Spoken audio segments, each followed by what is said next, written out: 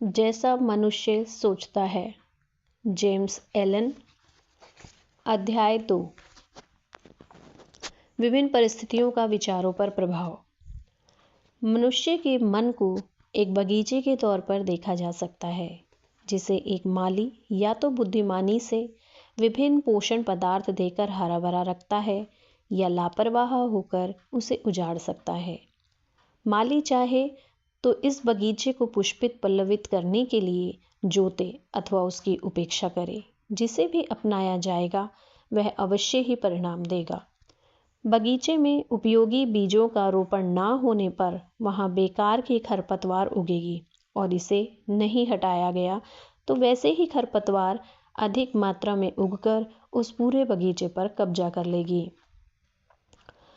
बगीचे में जिस तरह से माली एक एक बीज बोता है, एक एक पौधे का रोपण करता है, फिर पौधों के अनुरूप पानी सींचता है, इन पौधों की वृद्धि के साथ वहाँ उगी खरपतवार को दूर करता है और उन फल फूल को लगाते हैं जो उनकी ज़रूरत के होते हैं। उसी प्रकार हमें मनुष्यों को भी अपने मन रूपी बगीचे की देखभाल करनी चाहिए। अनावश्यक, दूषित और व्यर्थ के विचारों को मन में स्थान नहीं देना चाहिए। यह ठीक बगीचे की तरह है। यदि इन अनुचित विचारों से स्थान भरा होगा तो अच्छे विचारों के लिए जगह नहीं होगी। मन हो या बगीचा, दोनों के पास जगह सीमित ही है। मनुष्य को चाहिए कि वह अपने उस मन रूपी बगीचे में सकारात्मक, शुद्ध, उपयोगी और सही विचारों को ही शोषित पल्लवित करे। इस प्रक्रिया को यदि ईमानदारी से अपनाया जाए तो एक वक्त ऐसा आएगा जब मनुष्य अपने मन रूपी बगीचे का माली हो जाएगा। तब उसका उसकी भीतरी स्थितियों पर पूर्ण नियंत्रण भी हो जाएगा। मनुष्य यदि अपने विचारों की वास्तविकता को समझे तो निश्चित ही इस घटनाक्रम को समझा जा सकता है कि मनुष्य, मन, चरित्र, परिस्थितियाँ और भाग्य सभी अच्छे या बुरे विचारों के माध्यम से सृजित होते हैं। आप और हम आज जहाँ भी हैं, यह सब कुछ हमारे विचारों के कारण ही संभव हुआ है। विचार और चरित्र मूलतः एक ही हैं, क्योंकि वातावरण और परिस्थितियों के कारण ही चरित्र का निर्माण होता है। चरित्र निर्माण मनुष्य जीवन की बाहरी परिस्थितियों और भीतरी अवस्था के परस्पर संबंध व तालमेल से धीरे धीरे निर्मित होती है। इसलिए चरित्र दीर्घकालिक प्रक्रियाओं का परिणाम है। इसका यह मतलब नहीं है कि किसी भी समय पर जैसी हमारी परिस्थितियां हैं वे हमारे पूरे चरित्र को प्रदर्शित करती है। इसका अर्थ यह है कि वह तमाम परिस्थितियां हमारी विचारधारा के किसी ज़रूरी पहलू से तथा उस निश्चित समय के लिए इतना नज़दीकी से जुड़ी हुई हैं कि वे हमारी प्रगति के लिए अत्यावश्यक हैं। मनुष्य की आत्मा गुप्त रूप से जिसे भी चाहती है, जिस किसी से भी प्रेम करती है और जिससे भी डरती है, अंततः वह उसे आकर्षित करती है। आज हम या आप जहाँ भी खड़े हैं वह हमारे विचारों के कारण ही संभव हुआ है। वही विचार जिन्हें हमने अपने भीतर अदृश्य चरित्र में स्थापित कर रखा है। यह विचार ही हमें इस स्थिति तक लेकर आया है। चाहे यह विचार अच्छे हों अथवा बुरे, इनका स्वतः मूल्यांकन किया जा सकता है। तो स्पष्ट है कि हमारे जीवन की संरचना में संयोग के लिए कोई स्थान नहीं है, लेकिन इतना सच है कि सब कुछ उस नियम का परिणाम है जो कि अचूक है और अपरिवर्तित भी। यह बात उनके लिए एकदम सही है जो अपनी परिस्थितियों के तालमेल से विपरीत होने का अनुभव करते हैं, और उनके लिए भी जो परिस्थितियों से संतुष्ट रहते हैं। एक प्रगतिशील और जागरूक मनुष्य के रूप में तुम जिस स्थान पर भी हो वहाँ से जीवन में प्रगति कर सको, यह ध्येय अनिवार्य है। इसलिए जैसे ही तुम इन परिस्थिति में निहित आध्यात्मिक सबक को भीतर से सीख लेते हो, वह चली जाती हैं और दूसरी नई परिस्थितियों के लिए जगह बनाती है। हम परिस्थितियों द्वारा कष्टों को तब तक ही सहन करते हैं जब तक कि हम इसमें लीन होते हैं और विश्वास करते हैं कि हम बाहरी परिस्थितियों द्वारा प्रभावित होते हैं। लेकिन जैसे ही हमें यह एहसास होता है कि हम एक ऐसे मनुष्य हैं जो परिस्थिति जन्य नहीं है, इसके हिसाब से बदल जाएं, तो हम परिस्थितियों को बदलने का सामर्थ्य हासिल कर लेते हैं। जिस किसी ने भी आत्म परीक्षण और आत्म संयम का अभ्यास किया है, वह यह जानता है कि परिस्थितियां विचारों से ही पनपती हैं, क्योंकि उन्होंने निकटता से यह महसूस किया होता है कि उनकी परिस्थितियों में हुए बदलाव उनकी मानसिक स्थिति में किए गए बदलाव के अनुरूप ही होते हैं। यह एकदम सत्य है कि जब हम उत्सुकता और उत्साह के साथ अपने चरित्र की कमियों को दूर करने में स्वयं को लगा देते हैं, तो हम बहुत जल्दी प्रगति की तरफ बढ़ने लगते हैं और बहुत सारे परिवर्तन हमारे जीवन में सामने प्रकट हो जाते हैं। मनुष्य की आत्मा जिसे भी गुप्त रूप से चाहती है, जिससे भी प्रेम करती है और जिससे डरती है, वह एक तरह से उसे आकर्षित करती है। यह संजोई हुई शक्ति आकांक्षाओं की ऊंचाई तक पहुंचाती है और यह अनिश्चित बार बार प्रकट होने वाले भय की गहराइयों तक जाती है। परिस्थितियां वह माध्यम है जिस पर विजय या पराजय के बाद आत्मा स्वयं को प्राप्त करती है। प्रत्येक विचार रूपी बीज जिसे मन की परतों में बोया जाता है या जड़ पकड़ने दिया जाता है, फसल देता ही है और देर सवेर किसी कार्य के रूप में फलता फूलता ही है। उसमें परिस्थितियों के अनुरूप ही फल पकते हैं। अच्छे विचार के माध्यम से अच्छे फल और बुरे विचार के माध्यम से बुरे फल प्राप्त होते हैं। बाहरी परिस्थितियां मनुष्य के अंतर्मन का निर्माण करती हैं और परिस्थितियां चाहे अच्छी हों या बुरी, यह वे घटक हैं जो किसी मनुष्य को प्रभावित करती है। विपरीत परिस्थितियां मनुष्य को बहुत कुछ सिखाती हैं। अपनी फसल को हम स्वयं काटते हैं, इसलिए कष्ट हो या आनंद, दोनों से ही हम सीखते हैं। वास्तव में हमें जो चाहिए उसे हम आकर्षित ही नहीं करते, बल्कि उसे आकर्षित करते हैं जो हम हैं। हम अपनी उन सभी आंतरिक इच्छाओं, आकांक्षाओं, विचारों का अनुसरण करते हुए जिन्हें हम अपने पर हावी होने देते हैं, अंततः वे हमारे जीवन में बाहरी परिस्थितियों के रूप में होने के साथ साथ धीरे धीरे भीतरी पूर्णता तक पहुंचते ही हैं। प्रगति और अनुरूपता के नियम सब जगह समान रूप से लागू होते हैं। कोई भी व्यक्ति गरीब स्थिति या जेल में भाग्य अथवा परिस्थितियों की क्रूरता के कारण नहीं पहुंचता, बल्कि निम्न विचारों और घटिया इच्छाओं के कारण पहुंचता है। और ना ही ऐसा होता है कि एक सच्चे मन वाला व्यक्ति यकायक किसी बाहरी शक्ति के दबाव में आकर अपराध बोध से ग्रसित हो जाए। यह धीरे धीरे होता है। उस व्यक्ति के मन में अपराधी विचार गुप्त रूप से पनप रहा होता है और अवसर आते ही वह अपनी पूरी शक्ति के साथ प्रकट होता है। परिस्थितियां व्यक्ति का निर्माण नहीं करती, बल्कि व्यक्ति जैसा होता है उसके लिए उसी तरह की परिस्थितियां उत्पन्न होती हैं। हम वह प्राप्त नहीं करते जिसकी हम इच्छा करते हैं या जिसके लिए हम प्रार्थना करते हैं, बल्कि हमें वह मिलता है जिसकी हम सही तरीके से कमाई करते हैं।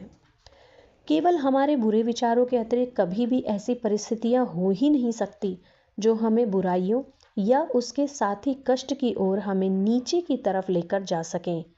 उसी प्रकार ऐसी कोई स्थिति नहीं हो सकती जो बिना अच्छी और सफल आकांक्षाओं को निरंतर पैदा कर सके।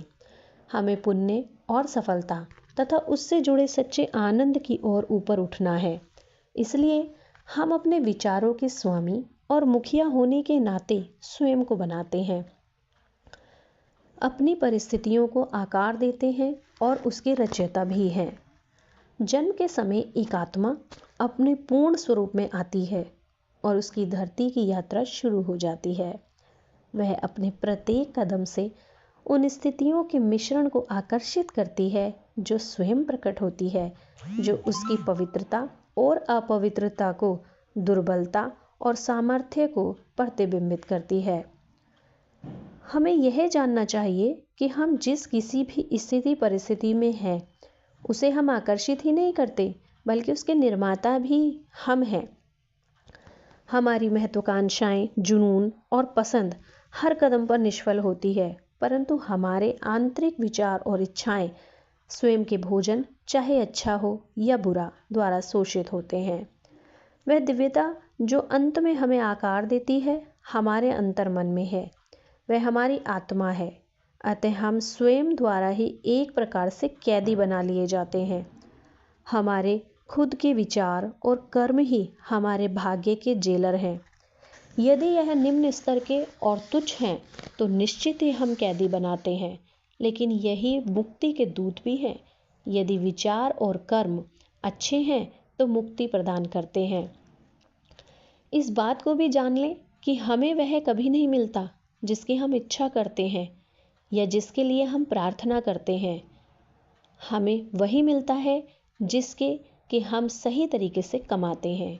हमारी इच्छाएं व प्रार्थनाएं तभी पूरी होती हैं और उनका फल भी हमें तभी मिलता है जब वे हमारे विचारों और कर्मों के साथ तालमेल खाती हैं। तो जब यह सत्य है तो इस दृष्टिकोण से परिस्थितियों के विरुद्ध लड़ने का हमारे जीवन में क्या अर्थ है? इसका अर्थ है कि हम हर पल बाहर हो रहे प्रभाव के विरुद्ध लड़ रहे होते हैं और साथ ही साथ अपने हृदय में उसके कारण को शोषित व संरक्षित कर रहे होते हैं। यह कारण या तो बुराई या कमजोरी का रूप ले सकता है, लेकिन चाहे कुछ भी हो, वह दृष्टिकोण धारण करने वाले के प्रयत्नों को मजबूती से रोकता है और किसी हल को खोजने को मजबूर करता है। यह एक विडंबना ही है कि हम में से अधिकांश व्यक्ति अपनी परिस्थितियों में तो सुधार लाना चाहते हैं, लेकिन स्वयं में बिल्कुल भी नहीं, और इसलिए हम ना चाहते हुए भी एक दुविधा में बंधे रहते हैं। केवल एक ही चीज़ है, यदि हम ईमानदार तरीके से आत्म परीक्षण से मुंह ना मोड़ें तो हम कभी भी वह पाने से वंचित नहीं होंगे जिसे कि हमारा दिल चाहता है। यह सभी भौतिक विषयों के लिए भी उतना ही सत्य है जितना कि दैवीय विषयों के लिए।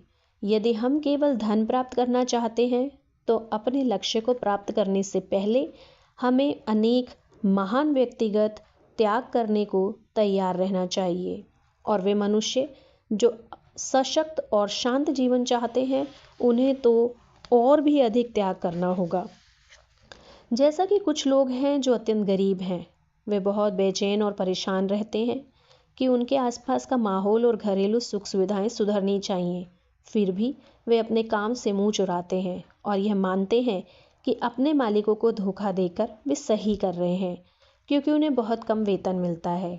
ये लोग इस मूलभूत सिद्धांत को नहीं समझ पा रहे होते हैं कि सच्ची समृद्धि का आधार और न केवल अपनी गरीबी से बाहर निकलने के लिए अयोग्य है, बल्कि बुरी परिस्थितियों के बारे में सोच समझकर उसे वास्तव में अपने जीवन में आकर्षित कर रहे हैं। असल में ऐसे सभी लोग कमज़ोर, आलसी और भ्रमित विचारों में जी रहे हैं। दूसरी ओर कुछ अमीर लोग जो अनियमित दिनचर्या और अनियंत्रित भोजन सेवन के कारण कई तरह की बीमारियों से ग्रस्त हो जाते हैं, वह इन बीमारियों से राहत पाने के लिए खूब सारा पैसा तो खर्च करते हैं, लेकिन अत्यधिक खाने और अनियमित दिनचर्या की अपनी आदत को बदलने में बिल्कुल यकीन नहीं करते हैं। उन्हें अपनी इच्छा संतुष्ट करने वाले चटपटे और लजीज व्यंजन ही पसंद होते हैं और वह उनसे ही सभी संतुष्टि पाना चाहते हैं। ऐसे व्यक्ति अच्छे स्वास्थ्य के लिए अयोग्य हैं, क्योंकि उन्होंने स्वस्थ जीवन के मूलभूत सिद्धांत को अभी तक सीखा ही नहीं है। अपने जीवन और मन में कार्यशील उस महान रहस्य का पता हमें अंतिम पूर्णता की यात्रा पर चलने से बहुत पहले ही मिल जाएगा, जो कि पूर्णतः न्यायोचित है। तब हमें पता चल जाएगा कि यह नियम बुरे के बदले अच्छा या अच्छे के बदले बुरा फल नहीं देता।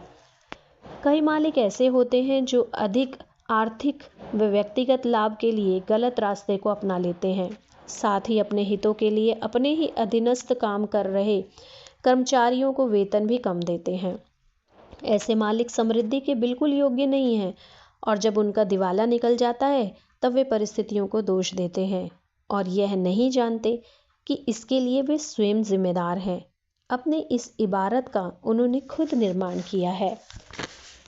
यह 3 उदाहरण इस सत्य को उजागर करते हैं कि अपनी परिस्थितियों का निर्माता मनुष्य स्वयं होता है, हालांकि अचेतन रूप से वह यह करता है और इसका उद्देश्य तो निश्चित ही अच्छा होता है, लेकिन इस उद्देश्य की प्राप्ति की राह में बाधाएं वह स्वयं ही उत्पन्न करता है।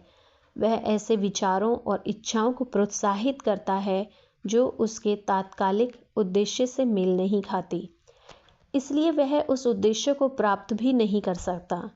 ऐसे कई उदाहरण प्रस्तुत किए जा सकते हैं, लेकिन इसकी कोई आवश्यकता नहीं है। यदि पाठक चाहे तो विचारों के नियमों के परिणामों को वह अपने भीतर मन में और जीवन में देख सकता है। हम में से ज़्यादातर लोग अपनी परिस्थितियों में सुधार तो लाना चाहते हैं, लेकिन स्वयं में बदलाव बिल्कुल भी नहीं लाना चाहते। यही कारण है हम बंधन में बंधे रहते हैं। मनुष्य की परिस्थितियाँ इतनी जटिल और विचारों की जड़ें इतनी गहराई में बसी होती हैं कि अलग अलग लोगों की खुशियों की परिभाषा विभिन्न भिन्न होती है। यह इतनी अलग अलग और उलझी हुई होती है कि किसी मनुष्य की बाह्य और अभ्यंतर परिस्थितियों का मूल्यांकन करके कोई दूसरा मनुष्य इसका अंदाज़ा नहीं लगा सकता। कोई मनुष्य कुछ ईमानदार हो सकता है, लेकिन इसके बावजूद उसके जीवन में कष्ट हो सकते हैं, और कोई मनुष्य कुछ बेईमान हो सकता है, लेकिन इसके बावजूद वह धनवान हो सकता है। फिर भी यह सोचना पूरी तरह से बेईमानी ही है कि एक मनुष्य अपनी ईमानदारी के कारण कष्टों को पा रहा है और कोई उसी के समतुल्य दूसरा व्यक्ति अपनी बेईमानी के कारण धनी बना है। ये सोचना इसलिए भी सतही या बेईमानी है क्योंकि अधिकांशतः ऐसा मान लिया जाता है कि बेईमान आदमी पूर्ण भ्रष्ट है और ईमानदार आदमी पूरी तरह पुण्यात्मा है। गहरे ज्ञान और विस्तृत अनुभव के आधार पर यह निर्णय सही नहीं माना जा सकता। ईमानदार व्यक्ति की तुलना में बेईमान व्यक्ति में भी ऐसे कुछ प्रशंसनीय गुण हो सकते हैं जो दूसरों में नहीं है या शून्य है। दूसरी ओर ईमानदार व्यक्ति भी ऐसे कुछ दुर्गुणों रखने वाला हो सकता है, यद्यपि सूक्ष्म ही हो, जो दूसरों में नहीं है। ईमानदार व्यक्ति अच्छे विचारों और कर्मों का फल पाता है, लेकिन अपने दुर्गुणों यानी खामियों के चलते कष्टों का भी अनुभव करता है। बेईमान व्यक्ति उसी तरह से कष्ट या खुशी का अनुभव करता है। इस तरह दोनों को ही अपने अच्छे और बुरे कर्मों का फल मिलता है। मानव मन को यह मानना अच्छा लगता है कि व्यक्ति अपने सद्गुणों के कारण कष्ट में होता है, लेकिन जब तक हम अपने मन से हर नकारात्मक, कड़वे और दूषित विचार को निकालकर नहीं फेंक देते और अपनी आत्मा से हर अस्वस्थ दाग को नहीं साफ कर देते, हम क्या उस परिस्थिति में हो सकते हैं जहां हम यह जान पाएं और घोषित कर पाएं कि हमारा कष्ट, हमारी तकलीफ हमारे अच्छे नहीं बल्कि बुरे गुणों या कर्मों के फलस्वरूप है। उस परम पूर्णता के पथ पर पहुंचने से बहुत पहले हमें अपने जीवन और मन में कार्यशील उस महान नियम का पता चल जाएगा जो पूर्णतः न्याय संगत है, जो बुरे के बदले अच्छा या अच्छे के बदले बुरा फल नहीं देगा। जब हमें ऐसा ज्ञान मिल जाता है, तब हम यह जान जाते हैं अपने पूर्व के अज्ञान और अंधेपन को देखते हुए कि हमारा जीवन सदा से ही न्याय संगत रहा है और हमारे पूर्व के सारे अनुभव सही और गलत हमारे विकसित या अविकसित स्वरूप के ही स्पष्ट रूप से उचित परिणाम थे। यह एक शाश्वत सत्य है कि अच्छे विचार और कर्म कभी भी बुरे परिणाम नहीं दे सकते। ठीक इसी प्रकार बुरे विचार और कर्म कभी भी अच्छे परिणाम नहीं दे सकते। इसी तरह एक अटल सत्य बस यही कहना है कि आम के पेड़ से हमें आम का ही फल प्राप्त होता है और नीम के पेड़ से हमें नीम का ही फल मिलता है और कुछ नहीं। हम प्राकृतिक जगत रहते हैं और इसके नियमों को समझते हैं और इसके अनुरूप कार्य भी करते हैं या कार्य होता हुआ देखते हैं, लेकिन यह विडंबना ही है कि कुछ ही मनुष्य मानसिक व नैतिक जगत में इस रहस्य को समझते हैं। यही कारण है कि इस साधारण, सहज और अटल सत्य से विमुख होने वाले व्यक्ति इसके अनुरूप परिणाम प्राप्त नहीं कर पाते हैं। जब तक हम उत्साहित, स्वस्थ और समृद्धि प्राप्त नहीं होते, तो इसके यह मायने हैं कि आंतरिक तौर पर हमारे विचारों में भारी गड़बड़ी है। कष्ट या पीड़ा आपके द्वारा गलत दिशा में लगाए गए विचारों का परिणाम है। यह एक संकेत है कि हमारा जीवन अपने आप से, अपने अस्तित्व के नियम से तालमेल नहीं बैठा पा रहा है। कष्ट का एकमात्र और उच्चतम कार्य शुद्धि करना यह है, और वह सब जो पूरी तरह बेकार और अशुद्ध है उसे जला देना या नष्ट कर देना। अपने उस मन मस्तिष्क को खत्म कर देना जो कष्टों का कारण है। फिर वह जो शुद्ध है शेष रहेगा। एक बार जब सोने से मैल हट जाता है तो उसे जलाते रहने का कोई अर्थ नहीं निकलता। इसी तरह पूरी तरह से शुद्ध विज्ञान से साक्षात्कारी व्यक्ति कष्ट में नहीं रहता। ऐसी परिस्थितियां जिनसे हम कष्ट प्राप्त करते हैं वह हमारी मानसिक असंगति का परिणाम है। ऐसी परिस्थितियां जिनके होने से हम कृपा, आनंद और उत्साह से भर जाते हैं वे हमारी मानसिक संगति का नतीजा है। कृपा, आनंद, उत्साह यह सब मानसिक पवित्रताएं हैं। ये भौतिक संपत्तियों से नहीं बल्कि सही विचार और उसके लिए अपनाए गए स्पष्ट दृष्टिकोण से संबंधित हैं। इसी प्रकार हमारे कष्ट और क्लेश भौतिक संपत्ति की कमी से नहीं बल्कि अनुचित विचारों से संबंधित हैं। कुछ लोग दुखी और अमीर होते हैं, कुछ लोग सुखी और गरीब होते हैं। यह परस्पर विरोधाभास है। पवित्रता और अमीरी का मिलन तभी हो पाता है जब धन का सही और विवेकपूर्ण तरीके से उपयोग किया जाता है।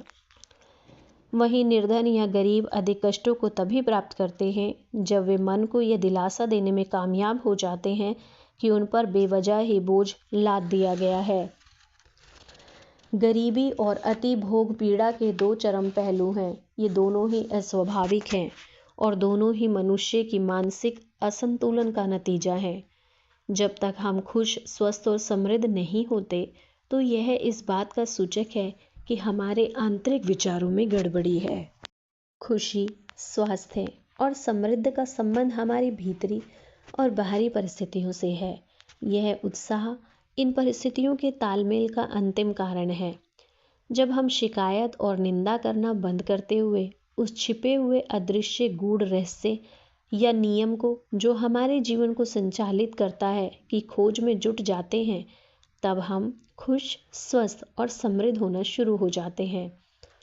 एक बार जब हम अपने मन में इस नियम को संचालित करने के गुण अपना लेते हैं तो हम दूसरों पर हमारे लिए उत्पन्न किए जाने वाले कष्टों का दोषारोपण करना बंद कर देते हैं। हम परिस्थितियों पर चीखना चिल्लाना बंद करते हुए अपने तीव्र विकास के लिए अपने भीतर छिपी शक्तियों और संभावनाओं का एक अनमोल व अचूक साधन के रूप में प्रयोग करना शुरू कर देते हैं। हम अपनी परिस्थितियों को प्रत्यक्ष रूप से चुनाव नहीं करते बल्कि अपने विचारों का चुनाव करते हैं। अन्याय नहीं न्याय, भ्रष्टाचार नहीं सदाचार, यही सृष्टि के सबसे प्रबल सिद्धांत हैं और यही संसार को ढालने और चलाने वाली शक्तियां हैं। इसका स्पष्ट रूप में अर्थ यह है कि मनुष्य को बस स्वयं को ही सही करना है और उसके बाद वह देखेगा कि संसार अपने आप सही हो गया है। अगर किसी ने अपनी आंखों पर काला चश्मा लगा रखा है तो उसे संसार काला ही दिखेगा। यदि हमारा संसार को देखने का नज़रिया त्रुटिपूर्ण होगा तो संसार भी हमें त्रुटिपूर्ण ही दिखाई देगा। जिस भी समय हम अपने नज़रिए और विचारों में बदलाव कर लेते हैं उसी समय से संसार उसमें घटने वाली घटनाओं में भी अकस्मात बदलाव आ जाते हैं।